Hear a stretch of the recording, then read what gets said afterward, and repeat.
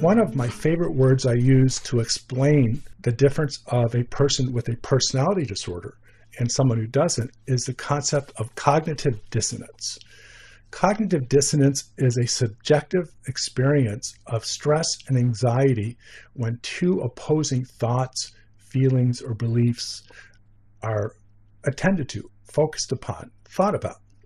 Say you are a child who's 10 years old, and you are raised in a good family, and you don't have any money, and you want a candy bar, and you go into a store and you see a candy bar and you're hungry, and all of a sudden you think, I want that.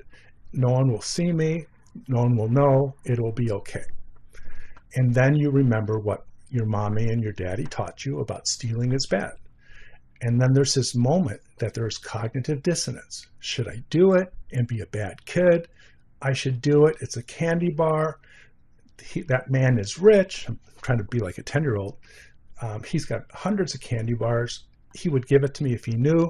And then there's this stress and anxiety that plays out with the contrasting thoughts, emotions, ethics, and morals. A person who is an adult who meets, say that person is not an SLD, but someone who is healthy, self-love abundant, and they are in a relationship with someone who is harmful, but who's very, very sexy, funny, and let's say generous. And they had a blast on the first couple dates, but they also know there's something odd and wrong about this person. They will think, well, should I go on a third date? This guy obviously seems kind of narcissistic and selfish, but boy, I am having fun. And then because they're not an SLD, they will have cognitive dissonance, and they will experience conflicting ideas and morals. Well, this is not good. I know that it might be difficult to get out of, but it feels good. And that whole process will lead them to making the right decision. Pathological narcissists do not experience the same type of cognitive dissonance that determines what would be considered healthy, pro-social, and affirming responses or reactions to a relationship.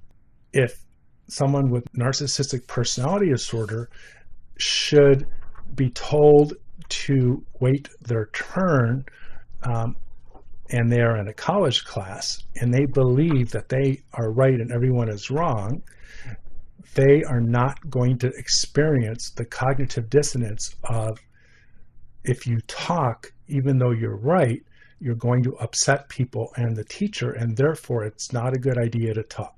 But instead, there is an absence of that dissonance, and they just believe in this one-way, unidirectional path forward is to get what I want without empathy, without remorse, and without a capacity to imagine the impact of what you do or say on other people, which is empathy. They can just move straight ahead and not be encumbered by cognitive dissonance. Empathy, remorse, creates a great deal of what we know as cognitive dissonance.